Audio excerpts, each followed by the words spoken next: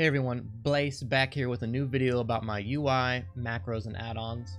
I've gotten a couple comments on some of my YouTube videos, and some people coming into my Twitch chat wondering about my UI, some questions about my macros, some questions about my add-ons. So I decided to make, just one video, put it all into one place, just some place that you guys can reference and you guys can come back to.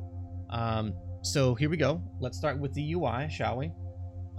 Pretty much everything that you see around here is ElvUI. So my bars down here, my unit frames, my chat boxes on both sides, the one that's behind my my camera and the one that's over here to my right, the bars over here, up here at the top left of my screen, where you see the tooltip, you can move that.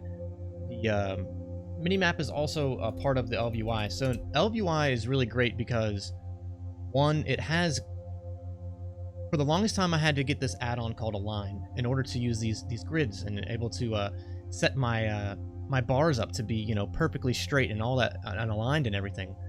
So ElvUI has grid inside of it, which is great. You're able to move pretty much everything you want. So you can move the player frames, you can move the target frames, you can add a couple more bars, you can move the party frames here. This is where I put my party frames, this is where my raid frames. So in a 25-man they'll show up here. In a 5-man they'll show up here. Even it has totem bars, it has everything you could want, reputation. It just has so much, and I can't recommend it enough, honestly, because it's just a very clean add-on and it's just great. You can even set up your own fonts, you can change the font if you want to, with the chat and stuff like that. I've gotten a lot of questions about which font I use, and I use the PT Sans Narrow. So that is, just so you guys know, that is the one question I do get a lot, and that is the font that I do use. But I can't recommend ElvUI enough. I mean, even you could put aura bars up above here, and they show kind of the length of the spell that you currently have. So if you are currently buffed with Seal of the Crusader, I don't have aura bars on this character. It'll show like a bar here with how much time you have remaining. So it's really good for visualizing and stuff like that. Moving on, we have details. So details is the DPS and the threat meter that I also use. It comes one in one. So if you get details, you can get a damage meter that also has anything you want: damage taken, mana restored, overhealing, all that type of stuff. It has great things. But it also has a plugin that's called Tiny Threat. And Tiny Threat is another window, right, where it's just showing you your current threat on the target. It also shows how much threat until you are about to pull. I really like it. I think it's really sleek. I think it's way better than having Recount and Omen and having two different add-ons. You know what I'm saying? It's kind of just it's a little too much. Moving on to our Pally Power add-on. Pally Power is an add-on that is kind of no, let me back that up. There's no kind of about it. It is absolutely necessary for a raiding paladin. You must have Pally Power. I cannot stress it enough.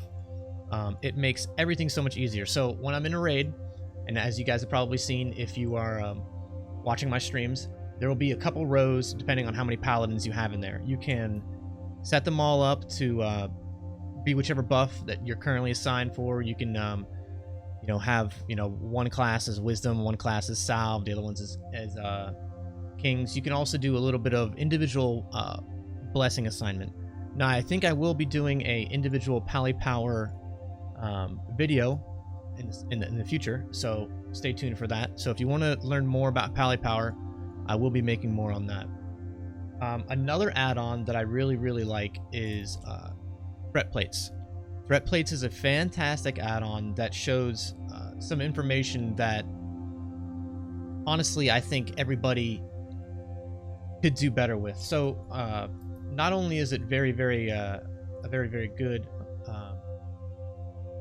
nameplate, okay, it shows the current threat that you currently have on the target. So for instance, when I pull this target, it's going to be red, okay. If I didn't have threat on the target, okay, it would be green, and if I was losing threat, it would start to turn yellow. But the greatest thing I think about threat plates is that when you buff the target or you stun the target, it has the buffs right above it. So it's very, very easy to see what it's currently buffed with.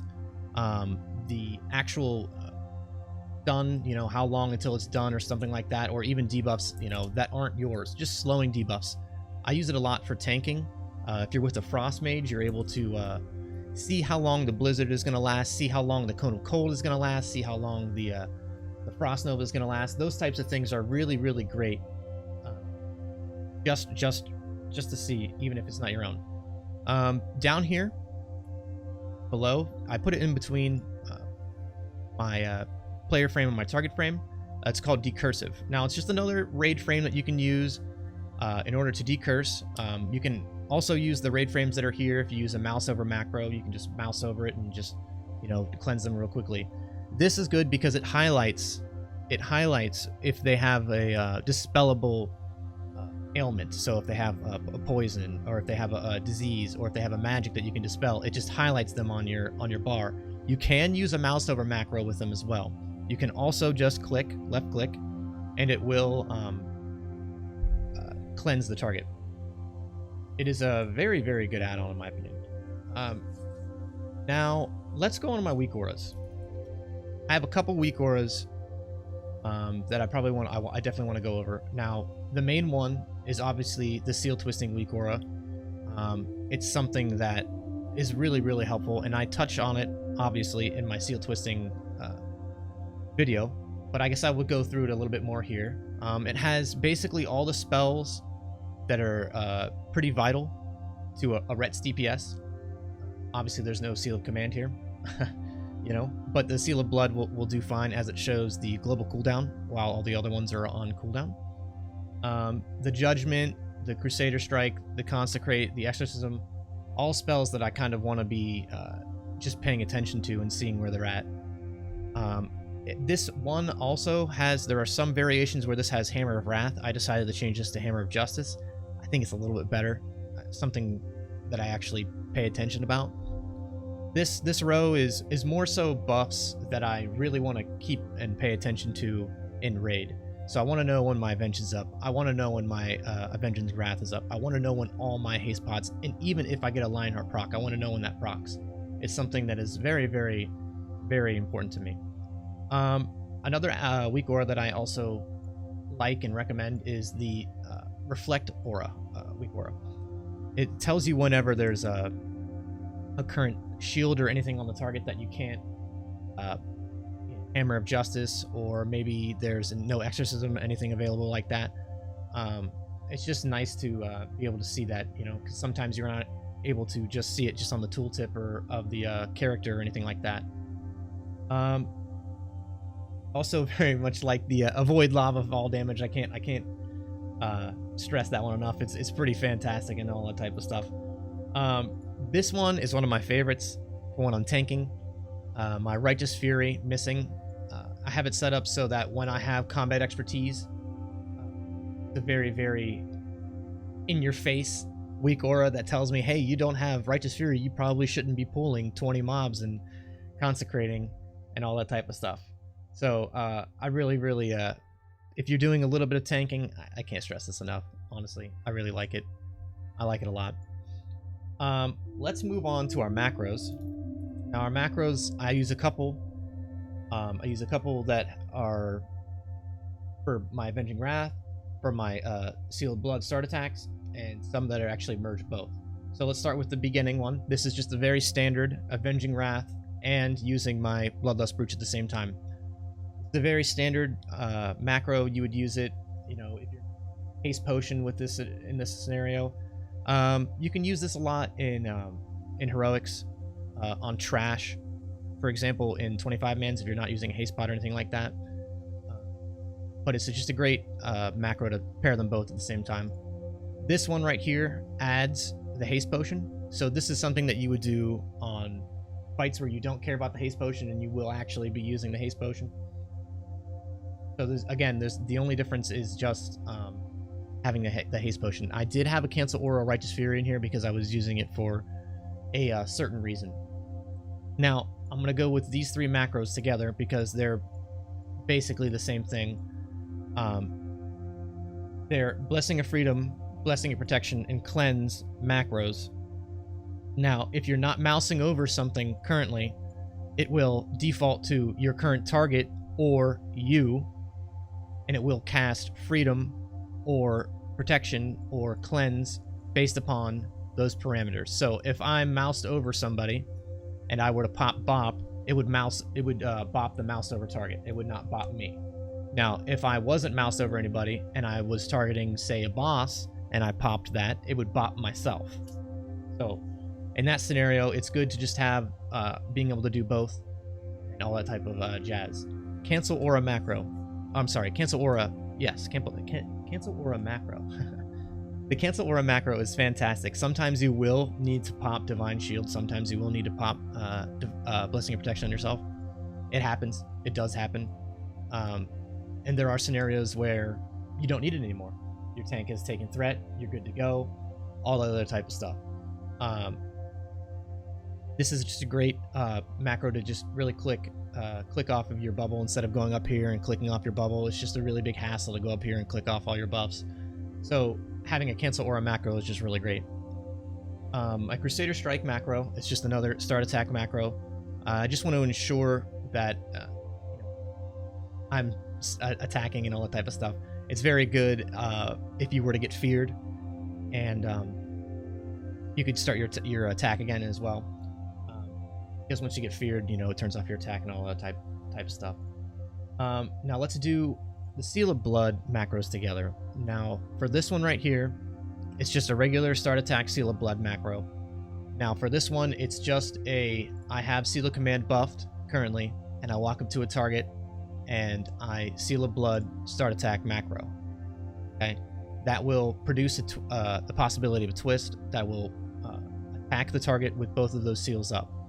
Now this one right here is popping your Avenging Wrath, popping your Trinket, and doing the Seal of Blood start attack at the same time. So this one is useful for PvP, mostly for bursting down somebody. But say you were to get feared in a fight, say you had to run out for a whirlwind or anything like that, and you had 3 stacks of Vengeance, and it just so happened to be a nice burn phase. You're gonna pop your wings, you're gonna pop your haste pot, you're gonna do whatever you want. You're gonna be doing a lot of damage to this target.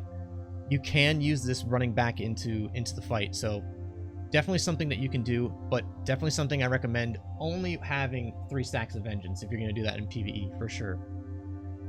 This is my stop attack Judgment macro. This is the Judgment macro that I use initiating a fight with a boss.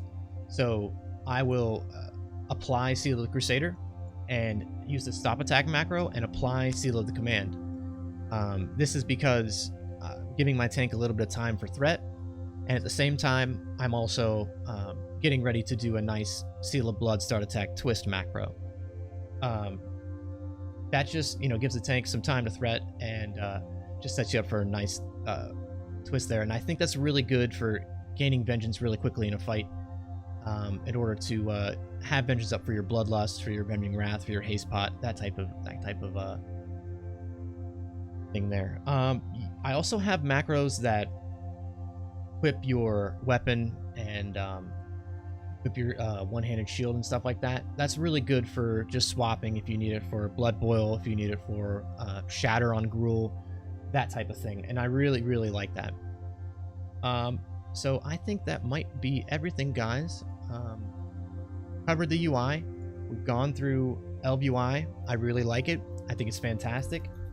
Again, being able to change everything, having the grid, being able to turn anything off, turn anything on. I really like it. I like it a lot. The threat plates, I really love threat plates as well. I think it's probably the best nameplate add-on that I've ever gone on, and I can't recommend that enough, quite honestly.